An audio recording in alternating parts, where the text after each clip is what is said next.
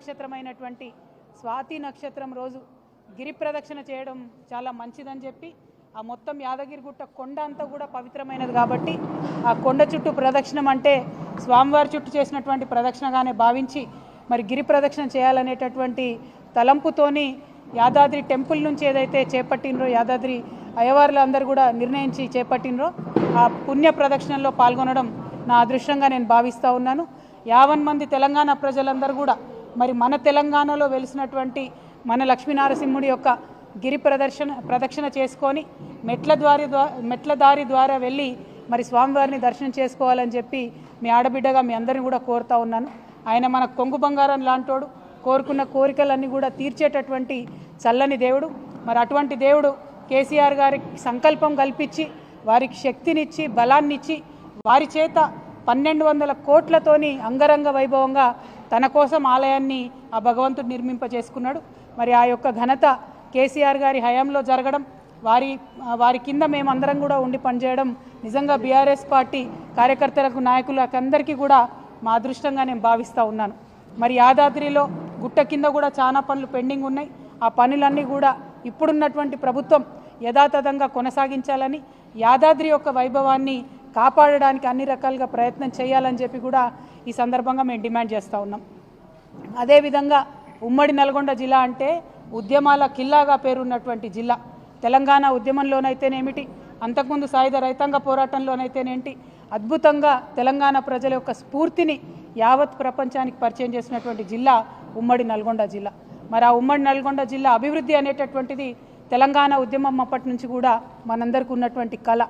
ఆ కళను సాకారం చేసుకోవడానికి 2014లో కేసీఆర్ గారి నాయకత్వంలో తెలంగాణ రాష్ట్రం ఏర్పడ్డ తర్వాత నల్గొండ ప్రజలు దీవించి ఆశీర్వదిస్తే బీఆర్ఎస్ పార్టీ గవర్నమెంట్ వచ్చిన తర్వాత నల్గొండ ప్రజలు చల్లగా ఉండాలి, నల్గొండ బిడ్డలందరికీ ఇంటింటికి మంచినీరు అందాలి, ఫ్లోరైడ్తోని కాళ్ళు చేతులు వంకరపోయినటువంటి నా నల్లగొండ బిడ్డలందరూ కూడా మంచి నీళ్లు తాగాలనేటటువంటి మంచి సంకల్పంతో మరి కేసీఆర్ గారు పెద్ద ఎత్తున మిషన్ భగీరథ కార్యక్రమాన్ని చేపట్టి నల్గొండలో ఇంటింటికి నీరిచ్చినటువంటి సంగతి మీ అందరికి కూడా తెలిసిందే.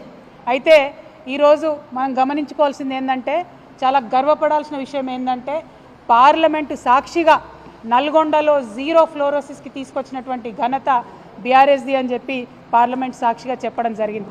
నిజంగా కూడా గర్వకారణం, ఒక ఇమోషనల్ మూమెంట్. ఇది చాలా సంతోషకరమైన మూమెంట్. ఎందుకంటే 60 ఏండ్లు గోసపడ్డం, ఆనాటి ప్రధానమంత్రి మన్మోహన్ సింగ్ గారి టేబుల్ మీద తీసుకుపోయి నల్గొండ ఫ్లోరైడ్ బాధితుడైనటువంటి పిల్లగాన్ని పండబెట్టి ఇది సార్ మా దుస్థితి అని చెప్పుకొని గొల్లున ఏడిస్తే ఏనాడు కూడా కాంగ్రెస్ వాళ్ళు కరుణించి ఒక వాటర్ ప్లాంట్ పెట్టినటువంటి పాపాన పోలేదు. అటువంటిది 10 సంవత్సరాల కేసీఆర్ పాలనలో కంప్లీట్గా సంపూర్ణంగా ఫ్లోరైడ్ని నివారించడం అంటే నల్గొండలో తరతరాల బిడ్డల కోసం చేసినటువంటి పని ఇది అని నల్గొండ ప్రజలందరికీ కూడా సవినయంగా నేను విజ్ఞప్తి చేస్తూ ఉన్నాను. మరి వాళ్ళు అదే ఫ్లోరైడ్ ఉన్నటువంటి ప్రాంతం మూసీని ప్రక్షాళన చేసుకోవాలని చెప్పి ఇంకొక కళ మనకుండే. మరి నిజంగా మూసీ మురికెట్లయిందండి? మూసీకి మకిలు ఎట్లా పట్టింది? మూసీలోకి ఇండస్ట్రియల్ వ్యర్థాలు వస్తుంటే వింత తమాషా చూసుకుంటూ 60 ఏళ్ళు కూర్చున్నటువంటి వాళ్ళెవరు, ఆ పార్టీలు ఎవరు అన్నది కూడా నల్గొండ ప్రజానికం అంతా కూడా దయచేసి గుండెల మీద ఒకసారి చేసుకొని ఆలోచన చేయాలి.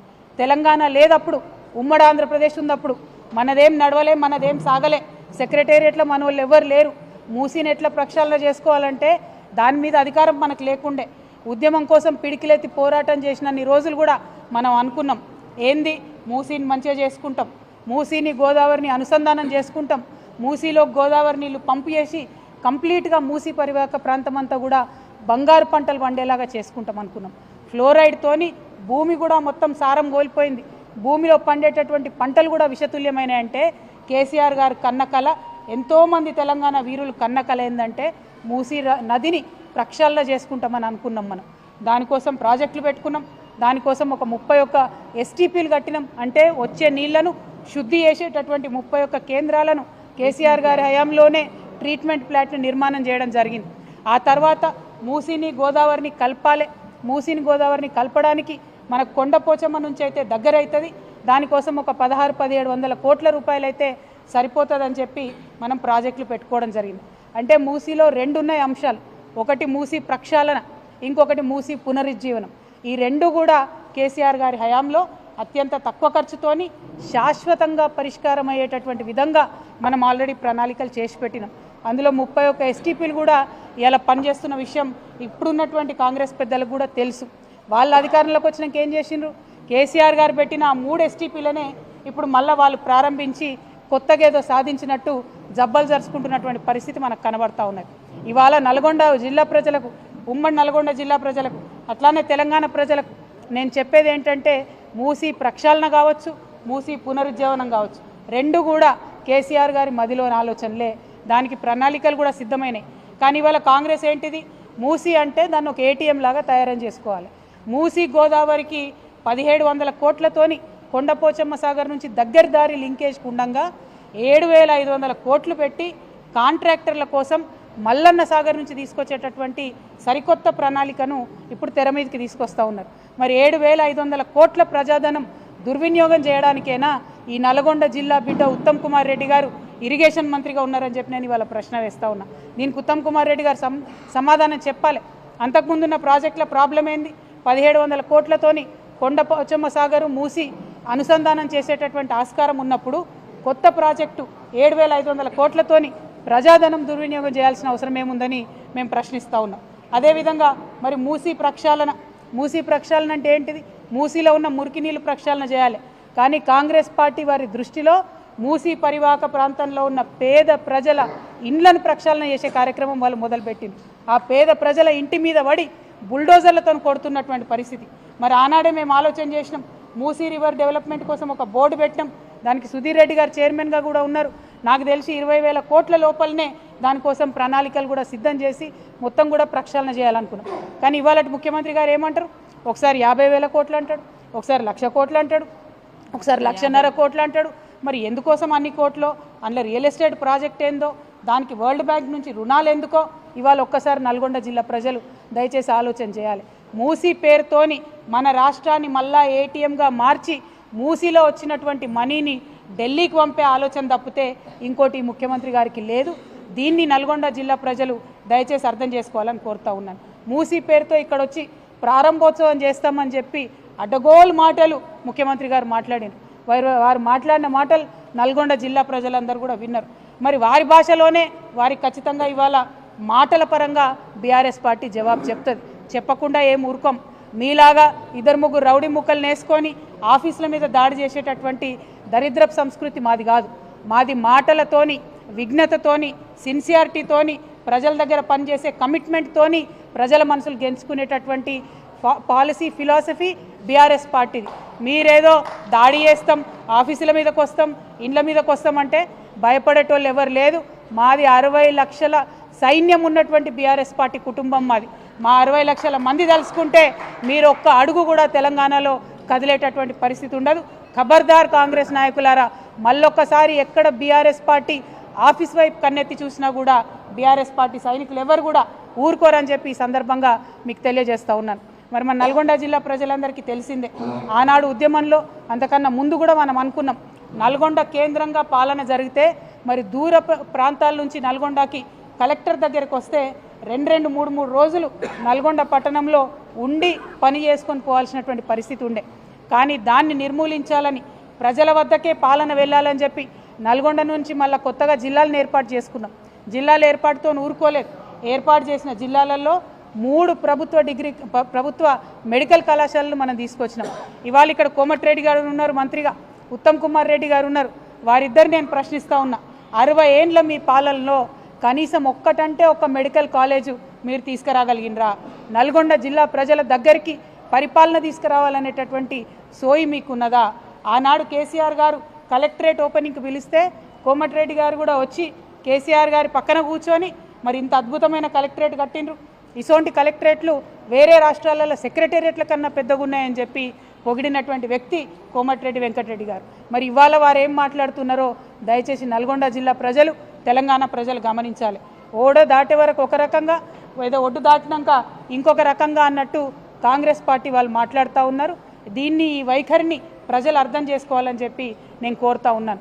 మరి ఉమ్మడి నల్గొండ జిల్లాలో 12 నియోజకవర్గాలు ఉంటే ఆ 12 నియోజకవర్గాలకు కూడా కలిపి మనం 36,000 కోట్లను 10 సంవత్సరాలలో బీఆర్ఎస్ ప్రభుత్వంలో 36,000 కోట్లను అభివృద్ధి కోసం మనం స్పెండ్ చేయడం జరిగింది. అదేవిధంగా సంక్షేమం కోసం అంటే అది పెన్షన్ కావచ్చు, కళ్యాణ లక్ష్మి కావచ్చు, రైతు బంధు కావచ్చు, రైతు బీమా కావచ్చు, ఈ కార్యక్రమాలకు అన్నీ కూడా కలుపుకొని మనము 42,000 కోట్ల రూపాయలను నల్గొండ ప్రజలకు ఇవ్వడం జరిగింది. మా పాలన ఎట్లుండే అంటే ప్రభుత్వంకి వచ్చినటువంటి ఆదాయం అంతా కూడా పేద ఇంటి బిడ్డకు అక్కడికి రావాలనేటటువంటి ఆలోచన మాకుండే. ఇవాళ ఏం జరుగుతున్నది?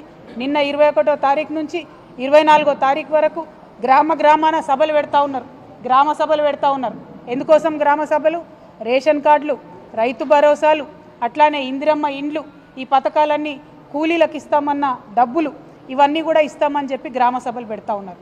ఇవాళ ఒక్క మాట నేను కాంగ్రెస్ ప్రభుత్వాన్ని సూటిగా ప్రశ్నిస్తూ ఉన్నా, దయచేసి ప్రజలు ఆలోచన చేయాలి. అధికారంలోకి రాగానే ఏం చేసిండ్రు? అప్లికేషన్లు పెట్టుకోండి, మేము ఇచ్చేస్తాం మీకు పథకాలన్నీ అని చెప్పిండ్రు. అంటే ఒకసారి అప్లికేషన్ పెడితే మళ్ళీ ఎంపీ ఎలక్షన్ల ముందు మళ్ళీ ఏమన్నారు? లేదు అభయహస్తం అప్లికేషన్లు పెట్టండి అన్నారు. మళ్ళీ ఒకసారి లైన్లలో నిలబడి అప్లికేషన్లు పెట్టాం. ఎంపీ ఎలక్షన్లు అయిపోయినాక ఏమన్నారు? మేము కులగణన చేస్తున్నాం, మీ దగ్గరకు వచ్చే మేము తెలుసుకుంటాం విషయాలు అన్నారు. మూడోసారి కూడా కులగన్న పేరు మీద ఇంకో 3 నెలలు టైంపాస్ చేసిండ్రు. మరి మూడు సార్ల ప్రజలు ఇచ్చినటువంటి అప్లికేషన్లు మీ దగ్గర ఉండంగా, ఆల్రెడీ మీ సేవలో పెండింగ్ ఉన్న లక్షలాది అప్లికేషన్లు ఉండంగా మళ్ళా గ్రామ సభలు పెట్టి కొత్తగా మీరు ఏం సాధిస్తూ ఉన్నారు? ఓకే, గ్రామ సభలు పెడతా ఉన్నారు. పెట్టినప్పుడు ముందే కోతలు పెట్టినటువంటి లిస్టు గ్రామాలకు ఎట్లొస్తున్నది? మీరు గ్రామంలోంచి తీసుకొని లిస్టుని పైకి పంపుతారా, లేకపోతే పైన ఏసీ ఆఫీసులల్లో కంప్యూటర్ ముంగట తయారు చేసిన లిస్టును గ్రామాలకు పంపుతున్నారా అన్నది ప్రజలకు స్పష్టత ఇవ్వాలి. ఎందుకోసం ఈ మాట చెప్తా ఉన్నా అంటే ఇవాళ మన రాష్ట్రం మొత్తం చూసుకుంటే 50 లక్షల జాబ్ కార్డులు ఉన్నాయి. అంటే దాదాపు 1 కోటి మందికి పైగా కూలీలు ఉంటారు, ఎన్ఆర్ఈజీఎస్ కూలీకి పనికి పోయే వాళ్ళు ఉంటారు. ఇవాళ 1 కోటి మందిలో ఇప్పుడున్న ప్రభుత్వం సెక్రటేరియట్లో కూర్చొని కోతలు పెడితే 10 లక్షల మందికి కూడా సంవత్సరానికి 12,000 ఇచ్చేటటువంటి పరిస్థితి కనబడతలేదు. అంటే ప్రతి ఒక్కటి కోతలు పెట్టి ఏదో తూతూ మంత్రంగా మీద ఇచ్చినామా అంటే ఇచ్చినట్టు చేస్తున్నారు. దీనికి బెస్ట్ ఎగ్జాంపుల్ నల్గొండ జిల్లా ప్రజలకు అర్థమవుతుంది. మనకు తెలంగాణలో ఉన్నప్పుడు గత 10 ఏళ్లలో మొత్తం తెలంగాణ రాష్ట్రంలో నల్గొండ జిల్లాలో అత్యధికంగా వరి పంట వండింది, అత్యధికంగా మనం ఇక్కడ పంటలు కొనుగోలు చేయడం జరిగింది. మరి పోయినసారి దేశంలో అత్యధికంగా మన దగ్గర పంట వండింది, మనం కొనుగోలు చేసినాం, చివరి గింజ వరకు కొనుగోలు చేసినాం. మరి పోయినసారి కాంగ్రెస్ ప్రభుత్వం ఎంత కొనుగోలు చేసింది? కనీసం అందులో 10% అన్న కొనుగోలు చేసిందా? ఒక్కసారి నల్గొండ జిల్లా ప్రజలు ఆలోచించాలి. ఇక మన ఉత్తమ్ కుమార్ రెడ్డి అన్న మాట్లాడతాడు, సంక్రాంతికి సన్నబియ్యం ఇస్తాం, సంక్రాంతికి రేషన్ కార్డులు ఇస్తాం, సంక్రాంతి పోయింది, సన్నబియ్యం సంగతి దేవుడికి రేషన్ కార్డులు మళ్ళీ గ్రామ సభలు అంటుండ్రు. అందులో కూడా అప్లై చేసుకున్న వాళ్ళు చాలా మంది ఉన్నారు, 10% మంది కూడా వీళ్ళకి ఇచ్చే ఆలోచన లేదు. ఇవాళ నల్గొండ జిల్లా ప్రజలు మేము రిక్వెస్ట్ చేసేది ఒకటే, మీరు గ్రామ సభలు అటెండ్ అవుతుంటే కంపల్సరీ అధికారుల దగ్గర ఖచ్చితంగా మీ డేటా అంతా నోటీస్ చేసుకోండి. గ్రామ సభలు అయిపోయిన తర్వాత 26వ తారీఖు నాడు వాళ్ళు చెప్పినట్టు మనకు రైతు భరోసా, ఇందిరమ్మ ఆత్మీయ కూలీ పథకం కింద రావాల్సినటువంటి డబ్బులు, రేషన్ కార్డులు, ఇందిరమ్మ ఇల్లు ఇవన్నీ సరిగ్గా వచ్చినాయా? సరే రాకపోతే ఎక్కడికక్కడ గ్రామాలలో కాంగ్రెస్ పార్టీ నాయకుల్ని కార్యకర్తల్ని నిలదీయవలసిందిగా నల్గొండ జిల్లా ప్రజలకు మేము పిలుపునిస్తూ ఉన్నాం. అదేవిధంగా మరి నల్గొండ జిల్లా అంటేనే ఒకప్పుడు నీళ్ల కోసం కటకలలాడినటువంటి జిల్లా. అందుకనే కేసీఆర్ గారు బాగా ప్రేమతోని ఎస్ఎల్బీసీ అయితే ఏంటిది, మన దగ్గర ఇక్కడ బస్వాపూర్ అయితేనేమిటి, గంధమల్ల అయితేనేమిటి, అన్నిటి మీద కూడా ప్రత్యేక శ్రద్ధ పెట్టి మరి ఆనాడు ప్లాన్ చేసుకోవడం జరిగింది. చాలా పనులు ముందుకు పోయినాయి, ఇంకా కొన్ని కొనసాగుతూ ఉన్నాయి. వీటన్నిటిని కూడా ఎటువంటి పక్షపాతం లేకుండా నీటి ప్రాజెక్టులన్నీ కూడా త్వరితగతిన పూర్తి చేయాలని చెప్పి ఉత్తమ్ కుమార్ రెడ్డి గారిని మేము డిమాండ్ చేస్తూ ఉన్నాం. అదేవిధంగా రాష్ట్ర ముఖ్యమంత్రి గారిని మేము సూటిగా నల్గొండ గడ్డ నుండి ప్రశ్నిస్తూ ఉన్నాం. నల్గొండలో నాగార్జున సాగర్ ఉంటే మరి నాగార్జున సాగర్ 10 ఏళ్ళు కేసీఆర్ గారి దగ్గర ఉన్నప్పుడు left canal, right canal, head regulator అన్నీ కూడా తెలంగాణ ప్రభుత్వమే మేనేజ్ చేసింది. అందుకోసమే ఎటువంటి ఇబ్బంది లేకుండా నాగార్జున సాగర్లో ఎడమ కాలువ నుండి నల్గొండ రైతాంగానికి అంతటికి కూడా మంచిగా 10 ఏళ్ళు నీళ్ళు వచ్చినాయి. ఇవాళ మీరు గత సంవత్సరం నుంచి మీ చేతిలో ప్రాజెక్టు లేదు, కేంద్ర బలగాల కంట్రోల్లోకి వెళ్ళిపోయింది ప్రాజెక్టు. ఇవాళ మన తెలంగాణ ఇంజనీర్లు మరి కుడి కాలువ నుండి ఎన్ని నీళ్లు పోతున్నాయి కొలుద్దామని ఆ పక్కకు పోవాలంటే పోయే పరిస్థితి లేదు. రానిస్తలేరు ఆంధ్రోళ్ళు, మన అధికారులనే పోతే కొట్టి కేసులు పెట్టేటటువంటి పరిస్థితి ఉన్నది. మరి ఇక్కడ ఇరిగేషన్ శాఖ మంత్రి ఇదే జిల్లా బిడ్డగా ఉండి నాగార్జున సాగర్లో అన్యాయం జరుగుతుంటే ఎట్లా చూస్తూ కూర్చుంటారని చెప్పి మేము ముఖ్యమంత్రి గారిని అడుగుతా ఉన్నాం, ఇరిగేషన్ శాఖ మంత్రి గారిని కూడా అడుగుతా ఉన్నాం. ఇంకా ఎంత దారుణంగా ఉంటుందంటే కాంగ్రెస్ పార్టీ యొక్క వైఖరి ఈ యాసంగిలో మన నల్గొండ జిల్లాలో ఏదైతే కాళేశ్వరం నుంచి ఎస్ఆర్ఎస్పి నుంచి కాకతీయ కెనాల్ నుండి రావాల్సినటువంటి నీటిని ఇవ్వకుండా ఎందుకోసం ఇవ్వలే నీళ్లు? కేసీఆర్ కాళేశ్వరం కట్టిండ్రు, అది పని చేస్తలేదని చెప్పాలనేటటువంటి ఒక కక్షతో తప్ప ఇంకొకటి ఏం లేదు. కేవలం కేసీఆర్ ఆనవాళ్ళు లేకుండా చేయాలి. కేసీఆర్ అంటే కాళేశ్వరం గుర్తు రావద్దు, కేసీఆర్ అంటే యాదాద్రి గుర్తు రావద్దు, కేసీఆర్ అంటే థర్మల్ పవర్ ప్లాంట్ మనం ఇక్కడ పెట్టినటువంటిది గుర్తుకు రావద్దు. ఇదే ఆలోచనతో మీరు నీళ్ళు ఆపినరు. ఇక్కడ కాళేశ్వరం కింద 3,30,000 ఎకరాల నిండబెట్టినరు. నాగార్జున సాగర్ కింద 1,20,000 పైచిలకు ఎకరాలు నిండబెట్టినరు. నిజంగా సిగ్గుండాలి. రైతుల మీద పగ తీర్చుకుంటున్నారు మీరు. కేసీఆర్ గారిని ఏమి చేయలేక, బీఆర్ఎస్ పార్టీని రాజకీయంగా ఎదుర్కోలేక నల్గొండ రైతాంగం మీద కోపం చూపిస్తున్నటువంటి కాంగ్రెస్ పార్టీ వైఖరిని ఖండిస్తూ ఉన్నాం. ఈసారి అట్లా చేయొద్దు. కాళేశ్వరం నుంచి వాటర్ లిఫ్ట్ చేయాలి. ఎస్ఆర్ఎస్పి నుండి కాకతీయ కెనాల్ నుండి టేల్ ఎండ్ వరకు వచ్చేటటువంటి వాటర్ ఖచ్చితంగా ఇవ్వాలని చెప్పి మేము డిమాండ్ చేస్తూ ఉన్నాం. తక్షణమే నాగార్జున సాగర్ ప్రాజెక్ట్ని మన కంట్రోల్లోకి తీసుకోవాలి. లెఫ్ట్ నుంచి వచ్చే లెఫ్ట్ కాలువ నుండి వచ్చేటటువంటి నీటిని కూడా మన జిల్లాకు వచ్చేలాగా ప్రయత్నం చేయాలని కూడా ఉత్తమ్ కుమార్ రెడ్డి గారిని మేము డిమాండ్ చేస్తూ ఉన్నాం. మరి కేసీఆర్ అంటేనే కాలువలు, చెరువులు, రిజర్వాయర్లని ఒకప్పుడు చెప్పుకున్నాం మనం. అట్లా కాంగ్రెస్ పార్టీ వారి వేగాన్ని అందుకోలేక, నీటి మీద అధ్యయనం చేయలేక, కృష్ణానదిలో కూడా మన వాటాను కాపాడలేనటువంటి పరిస్థితి అలా ఉన్నది. కాబట్టి నల్గొండలో ఉన్నటువంటి మేధావులకు, విద్యార్థులకు, రైతన్నలకు నేను విజ్ఞప్తి చేస్తూ ఉన్నాను. కృష్ణా ట్రిబ్యునల్లో వాదనలు సరిగ్గా కాంగ్రెస్ పార్టీ వినిపించలేకపోతూ ఉంది. మీరందరూ కూడా ఒత్తిడి పెంచాలి. ఉత్తమ్ కుమార్ రెడ్డి గారిని వాదనలు సరిగ్గా వినిపించాలని చెప్పి ప్రభుత్వం మీద ఒత్తిడి పెంచాలి. ఎట్ ద సేమ్ టైం మన హక్కుగా మనకు రావాల్సినటువంటి రేషన్ కార్డులు కావచ్చు, వాళ్ళు వాగ్దానాలు ఇచ్చినటువంటి ఏ పథకాలైనా వాటి అమలు కోసం ప్రయత్నం చేయాలి. ఇక చివరిగా మా నల్గొండ ఆడబిడ్డలకు నేను విజ్ఞప్తి చేస్తూ ఉన్నాను. మనకు ఈ కాంగ్రెస్ ప్రభుత్వం వచ్చినప్పటి నుంచి ఆడబిడ్డలకు ఇచ్చిన ఏ ఒక్క వాగ్దానాన్ని కూడా పూర్తి చేయలేదు. అది పెన్షన్ పెంచుతామన్నారు, పెంచలేదు. ఇప్పటికి కూడా గదే కేసీఆర్ పెన్షన్ పాత పైసలే 2,000 నెలకు వస్తున్నాయి తప్పితే తాత అవ్వలకు కొత్తగా పైసలు వస్తలేవు. మాకు బీడీ కార్మికులు ఉంటే వాళ్ళకు పైసలు వస్తలేవు. 18 ఏళ్ళు దాటినటువంటి విద్యార్థులు ఉంటే స్కూటీలు ఇస్తామన్నారు, అవి వస్తలేవు. మా ఆడబిడ్డలకు 2,500 రూపాయలు ఇస్తామన్నారు నెలకు, అవి వస్తలేవు. మరి ఈ విషయంలో ఆడబిడ్డలందరూ కూడా ఆలోచన చేయాలి. పెద్ద ఎత్తున దీని మీద ఉద్యమం చేయాలని చెప్పి నేను మా ఆడబిడ్డలందరినీ కూడా రిక్వెస్ట్ చేస్తూ ఉన్నాను.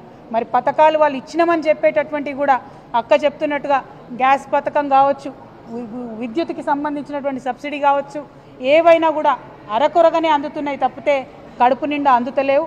కడుపు నిండా అన్నం పెట్టాలి, కడుపు నిండా ప్రజలకు సంక్షేమ పథకాలు ఇవ్వాలన్నది కేసీఆర్ గారి ఆలోచన అయితే కోతలు ఎట్లా పెట్టాలనేటటువంటిది కాంగ్రెస్ పార్టీ ఆలోచనగా కొనసాగుతున్నది. కాబట్టి మీ అందరిని నేను రిక్వెస్ట్ చేస్తూ ఉన్నా, కాంగ్రెస్ పార్టీ నాయకులు ఊర్లలోకి వస్తే మా ఆడబిడ్డలు అడగండి, మా కేసీఆర్ కిట్ ఎటుపోయింది? కళ్యాణ లక్ష్మితోని 1,00,000 రూపాయలతో పాటు తులం బంగారం ఇస్తా అన్నారు, మరి అది ఎప్పుడు ఇస్తారని చెప్పి ప్రశ్నించి నిలదీసి నల్గొండ బిడ్డలు రాజకీయ చైతన్యాన్ని ప్రదర్శించాలని చెప్పి నేను మీ అందరినీ కూడా కోరుతా ఉన్నాను. మరి చెప్పుకుంటూ పోతే అనేకం ఉన్నాయి. 10 ఏళ్ల కాలంలో ప్రజల్ని కన్నబిడ్డలుగా చూసుకున్నటువంటి పార్టీ బీఆర్ఎస్ పార్టీ, ప్రజలను ఓటు బ్యాంక్గా వాడుకుంటున్నటువంటి పార్టీ కాంగ్రెస్ పార్టీ. కాబట్టి కాంగ్రెస్ పార్టీ యొక్క వైఖరిని అర్థం చేసుకొని మనకు రావాల్సినటువంటి పనులన్నీ కూడా రాబట్టుకోండి. ఒక బాధ్యత గల ప్రతిపక్షంగా మీ అందరితో పాటు కూడా కలిసి మేము నడుస్తామని మీకు తెలియజేస్తూ మీ అందరి దగ్గర సెలవు తీసుకుంటా ఉన్నాను. ఆ లక్ష్మీ నరసింహస్వామి దయ వల్ల ఉమ్మడి నల్గొండ జిల్లా ప్రజలందరూ కూడా బాగుండాలని చెప్పి మరొకసారి ప్రార్థన చేస్తూ ఉన్నాను. Thank you. జై తెలంగాణ, జై కేసీఆర్.